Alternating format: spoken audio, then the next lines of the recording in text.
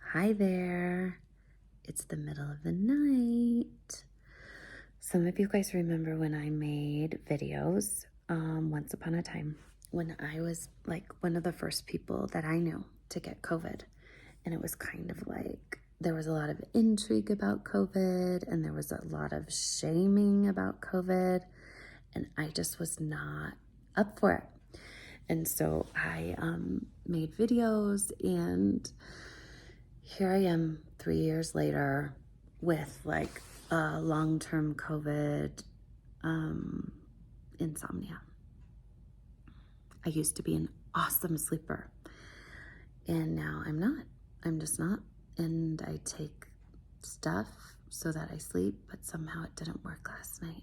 And so you guys know how you're laying in bed trying to go back to sleep, and the dark thoughts get darker and darker. And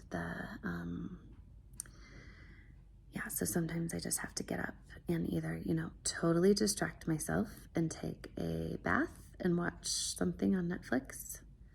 Sometimes I find the Girl Scout cookies and go for it. And sometimes I think deep thoughts, and sometimes pray, sometimes journal. So after this tragedy this week, you know how sometimes you just can't handle it, like you just can't take it.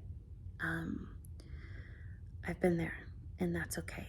We are inundated by world events and trauma and tragedy, and so sometimes our hearts just can't handle it. But this week I didn't have the out because I know someone, dear friend in Nashville, who knew the principal, who was in that school on the regular, offering love and support to the teachers for 2 years straight.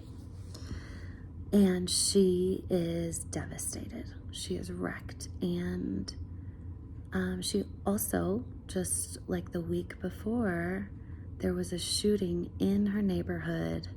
2 of her neighbors were shot. Thank God that they are alive, but still in critical condition. But then she knew and loved this principal. And when you were in the building where a shooting occurred, it wrecks you. So the shooting wrecks me anyway, but it wrecks me more because of what my friend is enduring. And she's just shared that her city has been shocked, ravaged by evil.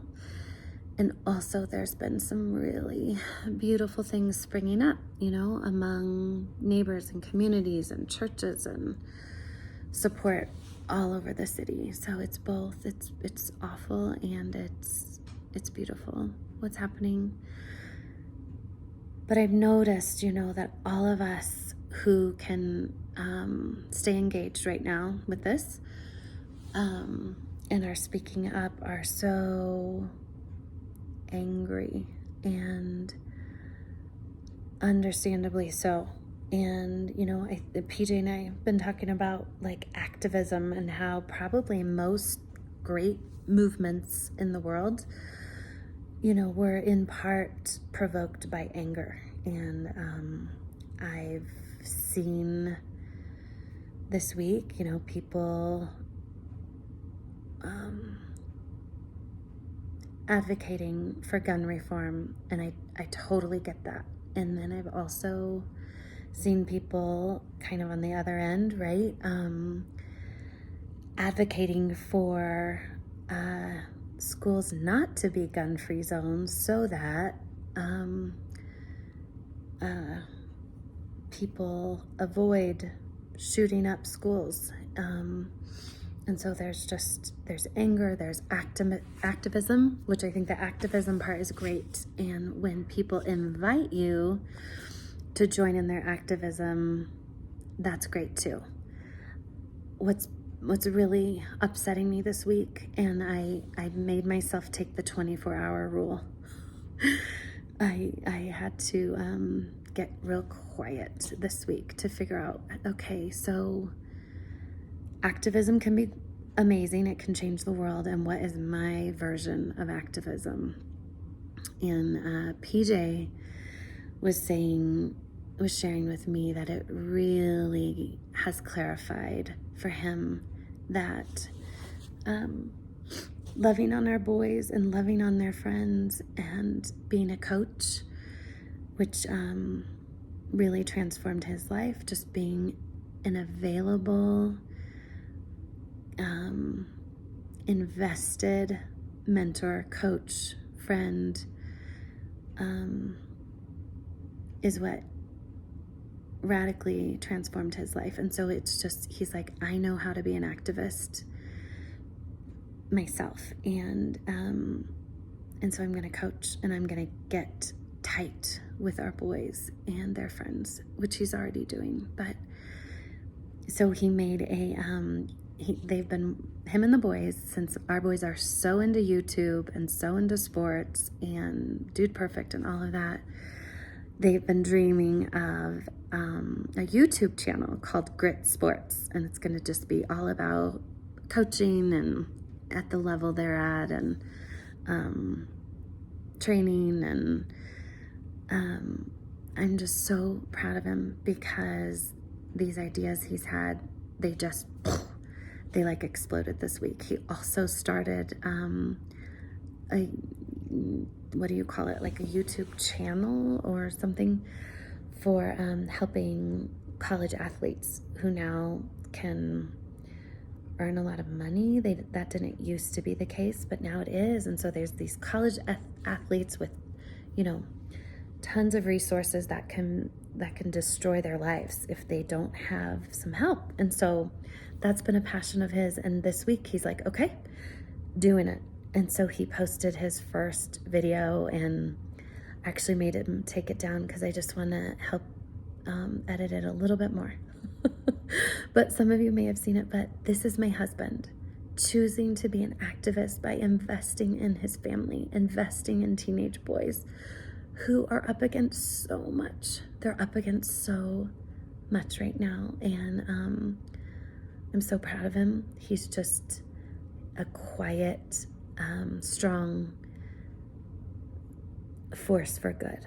And I love it. And it's made me like, how do I want to be a force for good? And so, amidst a crazy week, it's spring break. Two of my kids had strep and or fevers, and then we're still on the hunt for what is going on with our oldest and his health. He's been sick since October. And so there's just been a lot going on, but it's made me want to be an activist, like in my own way. And I think that's where the rub of frustration, where I've had to keep my thoughts to myself, is, if I don't want to be an activist like you, that's okay. That's okay. We each get to be activists in our own way. And so this kind of the shaming and anger that you're not getting on board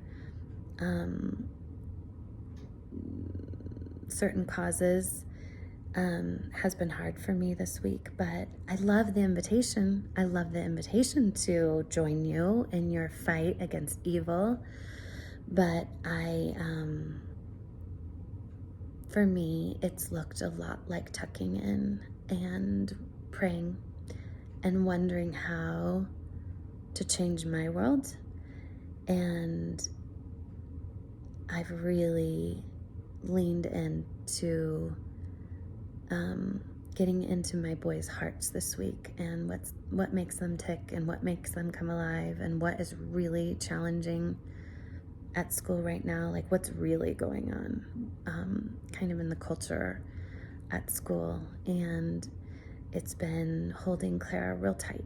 And I am not a good homeschooler, and I don't want to homeschool her.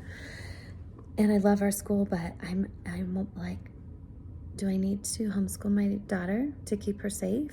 Is that what I need to do? So,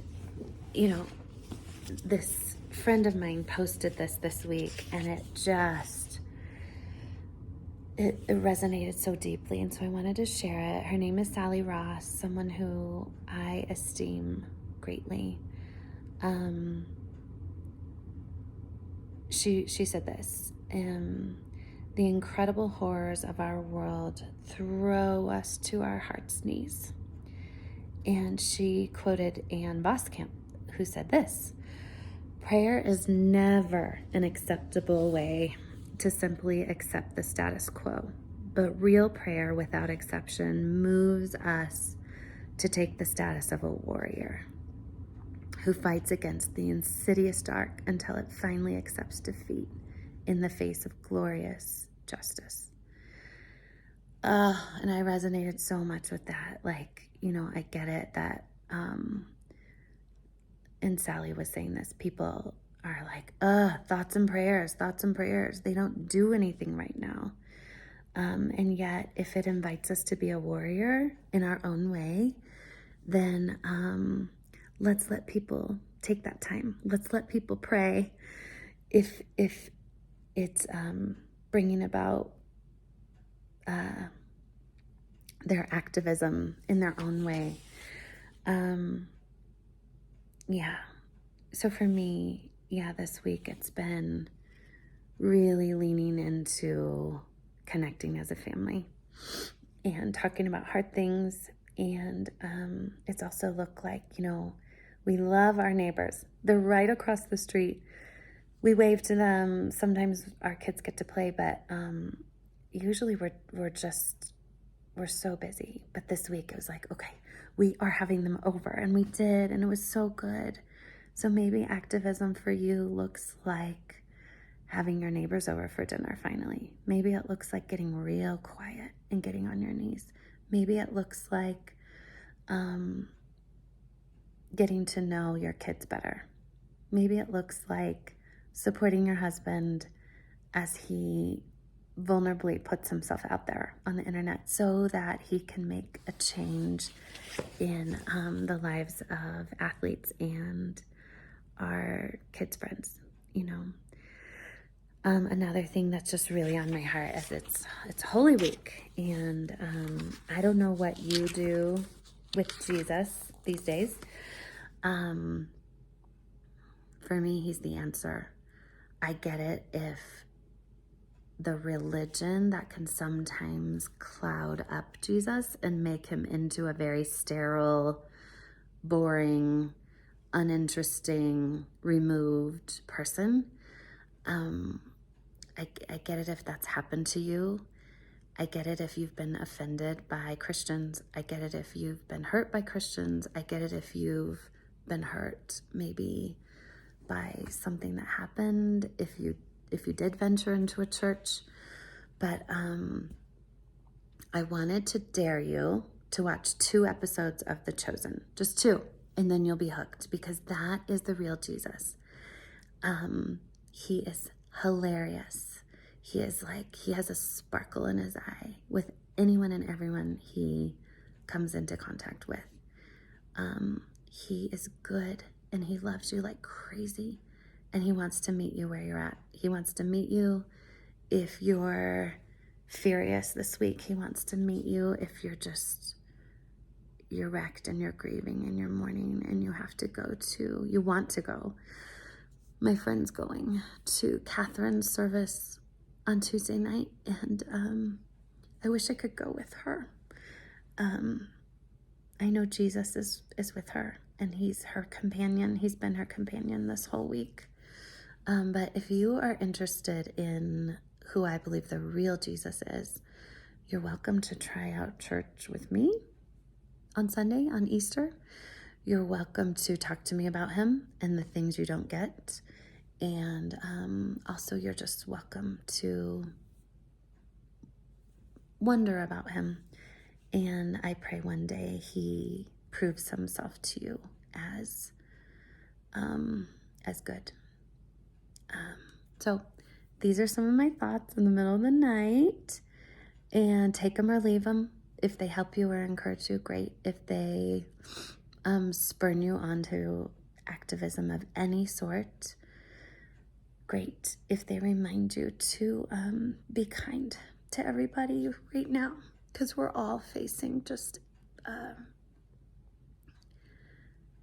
the horrors of our current culture in our own ways. And now I'm starving, and I'm gonna go find the Samoas that I hid in the back of the freezer. That's what I'm gonna do at 3:30, because it's gonna help me just to live another day. So go eat Girl Scout cookies, if that helps.